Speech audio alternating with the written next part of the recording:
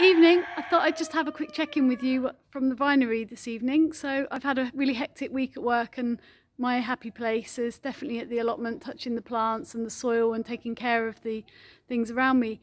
I just thought I'd share this evening's job is trimming the tomatoes, removing any more of the blight infected leaves, because in my opinion, the last 3 years I've been growing tomatoes, you can still get a harvest as long as you keep on top of that blight. So you can see behind me I've got quite a few up here green tomatoes, not ripe yet, which should continue to ripen hopefully if we get a bit more sunshine. And if we don't, I'll just be making some green tomato chutney or fried green tomatoes, depending on the size that they get to. And higher up here we still do have some cherry tomatoes, some sort of grape-shaped cherry tomatoes that will be they're starting to ripen up here, and we've still got quite a few green ones, and here behind we've got some small cherry tomatoes. So it's a bit of a wild jungle up above me. The growth carries on up here. There's more green tomatoes up, and we still do have some flowers forming. So ordinarily you would top these tomatoes to stop the growth, but I'm hoping here we get a bit more protection. Hopefully it stays a bit warmer, and because of the blight and the fact we haven't had quite as many tomatoes as we usually do, because I planted them very late because I wasn't available in the growing season, I was travelling. So I'm hoping by leaving them in we get as much as we can. I'm more than happy with green tomatoes. If you're desperate for them to ripen, and you really want them to ripen, you would definitely top these plants, and then the energy would go into growing the tomatoes, ripening the tomatoes. But we're happy to take a chance, and I'd rather try my luck at getting as many as we can. There have been quite a few blight infected leaves. So behind me is that I've shown you when I started, is the area where I've already trimmed the leaves, and I've got my wheelbarrow here. Side shoots and just leaves where they're overgrown, just to give them a bit more sort of airflow around them to reduce the blight. And then if I turn the camera slightly, you can see behind me there are still quite a few blight infected leaves, which I will remove gradually one by one. I find it harder with the smaller cherry tomato plants because there's more leaves, and some of these aren't actually blight. Some of these are just aged leaves that you need to remove. So sometimes we panic the blight is here, but actually some of these are just aged leaves. They just need removing anyway. But there are also blight leaves here as well, so it's a bit of a mixture. But again, you can see just behind my head here, we've got quite a few nice ripe tomatoes here, and some lovely bunches that will ripen up with time. They should ripen up. I'm quite confident they will, from the last 3 years experience I have growing in a greenhouse, because if you see above me, we grow in a very large greenhouse here in Guernsey, so the frost doesn't hit us as hard. It's slightly milder weather, and we've got the protection of the glass. We do have vents, as you can see above, so this is where the blight comes in from, because they're spores that come in through the air, or they come up from the soil if you've already got sort of blight infected plants nearby. But we haven't had tomatoes grown in here before, so I don't, and it's relatively new compost, so I don't think it's from the blight from the soil. I think it has come in from the vents. And although we can open and close these vents, this is a very old greenhouse. We don't have electrics anymore, so they're not powered to open. So somebody has to get up there with a drill and sort of turn the motor, and it takes a while. And it's not worth doing, whenever you get a blight warning, because I don't know if it's everybody in the UK I know has been suffering. I've seen lots of posts all over Instagram and all over social media. But here, because we've got more sea mist and we've got the sea around us in Guernsey, I think we are hit with it harder. I know that this year everybody's been complaining, but last year before, here in Guernsey, I see blight on the tomatoes a lot sooner than I see posts on social media. So I think we are more inclined to it. And we used to grow tomatoes here. Tomatoes were a huge industry here in Guernsey. It was one of the big sort of founding commercial viable projects here years ago. And this greenhouse originally was tomatoes many years ago, but it hasn't been for a long time. But that industry has gradually gone, because they can import tomatoes cheaper from the EU, etc., or whatever, into the UK, so it's cheaper to do it that way. But I also think that they would have been hit with blight, and I know that they were treating the soil, and they were doing lots of things to sterilise the soil, which I don't do here. Everything is no dig, and I just sort of mulch the beds and grow straight into the ground with that mulch on top. Just putting volcanic rock dust on, Riemann volcanic rock dust. That's the only thing I put in here, and sometimes some worm compost, but I don't put any other things in, and sometimes some eggshells, that type of thing, but nothing, no chemicals.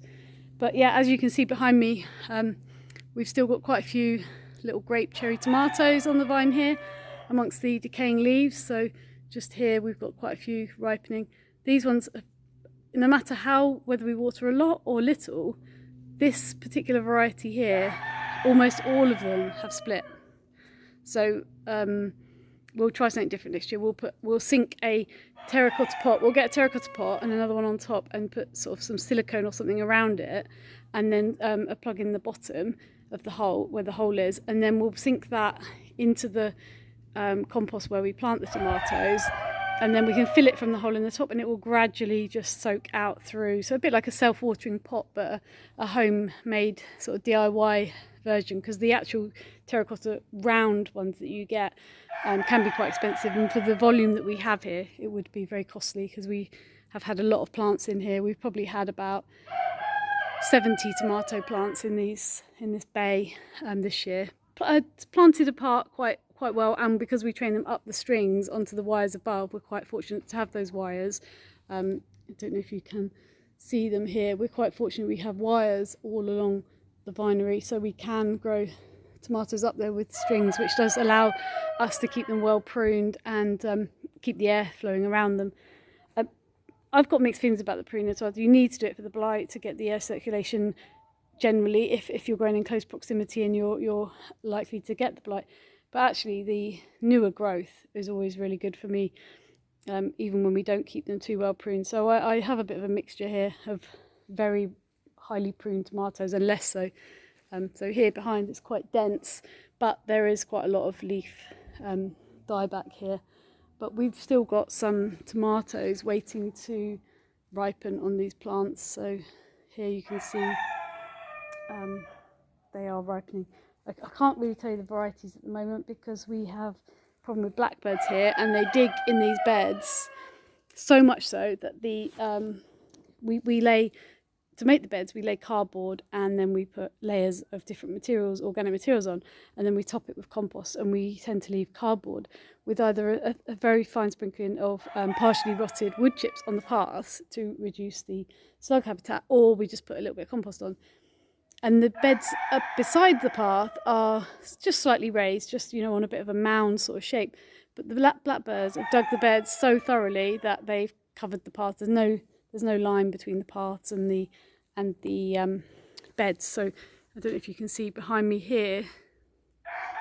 This behind is obviously the path. This is the leftover, the carrots, and then more tomatoes behind.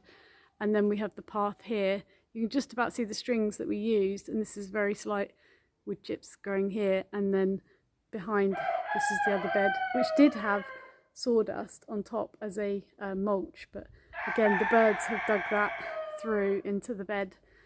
So next year we'll have to net the beds or something as a preventative method. We've tried strings and different things, but I don't mind because they pollinate things. They pollinate the squash, I'm sure, for me, because we've done really well with squash, but we do come down and they dig up the plants and expose the roots, and you know, anything we've interplanted amongst the tomatoes we found dug up. You know, we've had celery, small celery plants, and I leave them big enough so I hope they'll survive, and marigolds and things like that, and leeks, onions, all that sort of thing, but they all just straight over and the roots are exposed. Same for our chilies and aubergines. A lot of those have been dug up.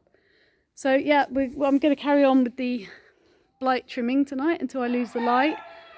And as I said earlier about flowers, I still do have flowers here, and they may not come to anything, but I'm going to leave them here, because, you know, I see the bees in them during the day and they enjoy them, and you never know, we might be surprised with a late summer going into September. But it's not just the heat, it's the light levels. You know, these tomatoes will need the right light levels to be able to ripen, so we may not get anything, or we may just get very small green tomatoes on them.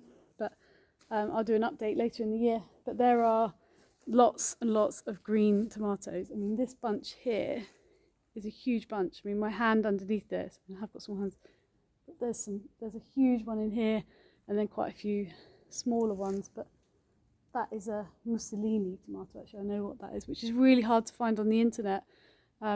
We've really found it hard to find any sort of growing information for this tomato. So if anybody does know that variety and has some tips for me, that would be useful to know. So yeah, that's a quick tour of the vinery tonight.